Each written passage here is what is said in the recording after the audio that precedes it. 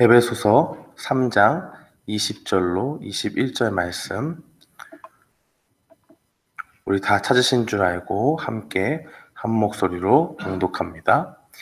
우리 가운데서 역사하시는 능력대로 우리의 온갖 구하는 것이나 생각하는 것에 더 넘치도록 능히 하실 이에게 교회 안에서와 그리스도 예수 안에서 영광이 대대로 영원 무궁하기를 원하노라.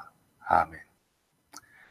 저는 본문 말씀 에베소서 3장 20절로 21절 말씀을 통해서 더 크게 역사하시는 하나님이라는 제목으로 주의 말씀을 선포하겠습니다.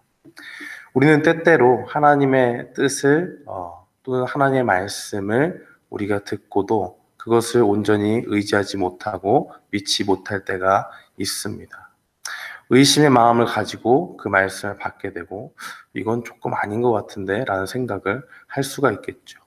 왜냐하면 우리가 가지고 있는 생각과 상식의 범위 내에서 하나님의 말씀을 받을 때 하나님이 불가능한 일을 하시겠다고 선포하실 때 우리는 누구나 그런 생각이 들 때가 있습니다.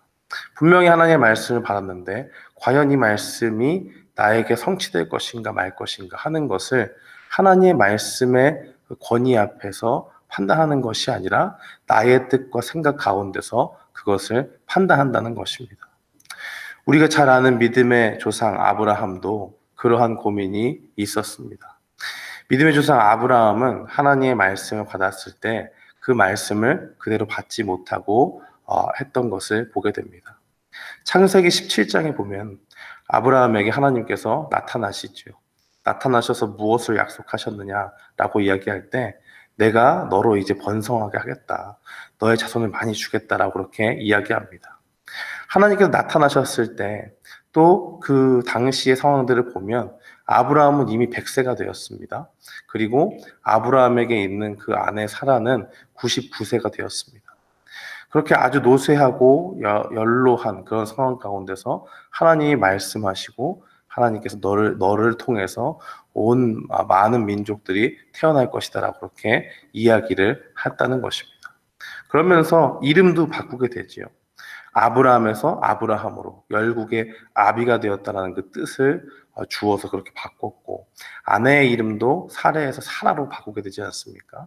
이것이 무엇이냐면 하나님의 뜻이 얼마나 명확하게 이루어질 것인가 하는 것을 그 이름들을 통해서 분명히 기억하라고 하나님께서 그렇게 말씀하신 것이죠.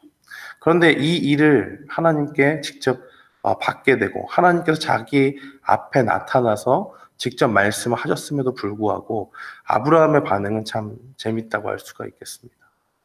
감사합니다. 정말 제가 어떻게 주님 앞에 이런 은혜를 받습니까? 하고 이야기해도 모자랄 판에 아브라함은 이렇게 생각을 합니다. 창세기 17장 17절과 18절 말씀에 보면 아브라함이 엎드려 웃으며 심중에 이르되 100세 된 사람이 어찌 자식을 낳을까? 사라는 90세니 어찌 생산하리요 하고 아브라함이 이에 하나님께 구하되 이스마엘이나 하나님 앞에 살기를 원하나이다. 그렇게 증거하고 있습니다.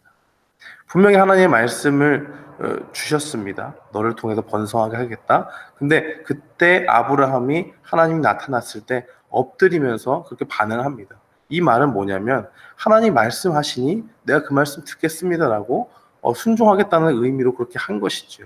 그런데 막상 하나님의 말씀을 듣고 보니 이건 조금 내가 생각했던 것과는 말이 안 되는 것 같은데 라는 생각을 하는 것입니다. 그 말씀을 받아들고서 순종하겠다고 하는 그 자세를 가지고 나아갔음에도 불구하고 도저히 나의 생각과 상식선에서는 믿기 힘든 말이라고 생각한 것입니다. 그래서 그 마음속에 먼저 하나님의 말씀을 속으로 웃게 되죠. 이렇게 드러내놓고 말을 못하지만 하나님의 능력보다 자신의 생각에 비춰봤을 때 이거 너무 터무니없으니까 그렇게 반응을 하는 것입니다. 웃음밖에는 나올 수가 없는 하나님의 약속인 것이죠. 100세고 99세의 아내를 가졌고 생물학적으로는 그 다음 장에 보면 경수가 끊겼다라고 그렇게 이야기합니다. 그러니까 여자의 그 아이를 가질 수 있는 그런 몸 상태가 더 이상은 아니었다는 것을 증거를 하는 것이죠. 아브라함 나름의 해결책이 뭐냐? 상식선에 생각해봤을 때 그래 나한테는 13살 된 아들 이스마엘이 있으니까 지금 이 말씀을 하시나 보다 하고 이스마엘이나 하나님 앞에 살기를 원합니다라고 그렇게 이야기하죠. 자기의 상식선에서 그렇게 해결할 수 있는 해결책이 그거밖에 없었기 때문에 그렇습니다. 그러나 하나님께서는 창세기 17장 19절 분명히 말씀하시죠.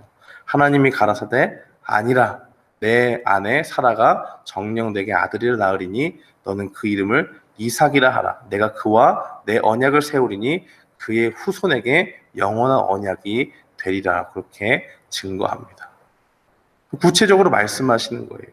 17장 21절에 보면 더 구체적으로 말씀하시죠.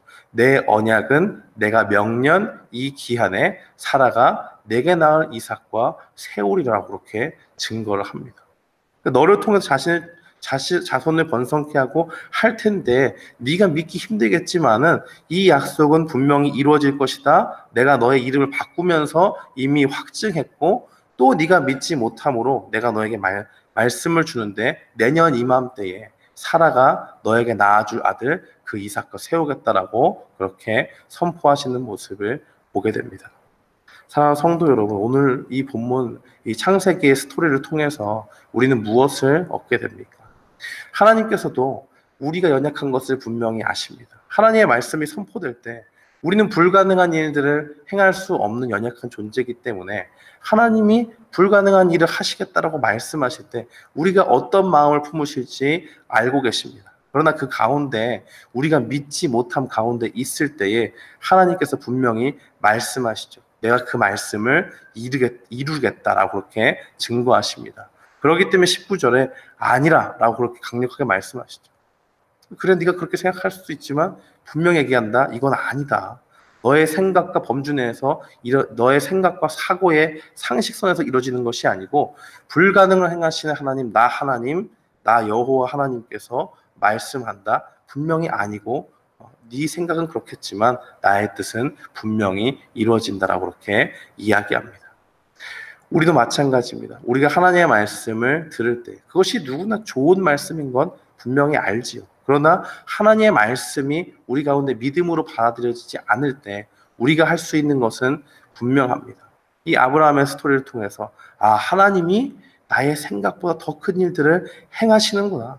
나의 상식과 나의 생각을 벗어나서 더 큰 일들을 역사하실 수 있구나 하는 것을 분명히 믿어야 한다는 것입니다.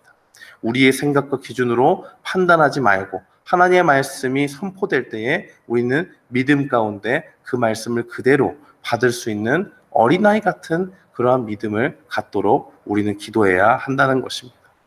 또한 하나님께서는 우리가 구할 때에 우리에게 더욱더 좋은 것 주시는 분이라는 것을 분명히 기억해야 됩니다.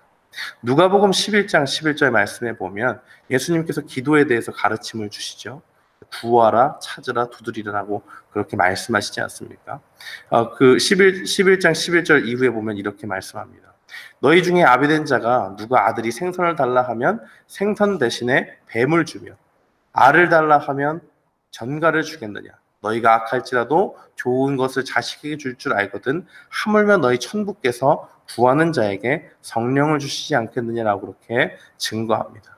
하나님께서는 우리가 기도할 때에 우리가 기도하는 것보다 더 큰 것을 주시기 원하고 우리가 기도할 때에 하나님께서 더욱더 좋은 것을 주시기 원하시는 분이 바로 우리 하나님이라는 것을 예수님께서는 기도에 대한 가르침을 통해서 우리에게 보여주는 것을 볼 수가 있습니다.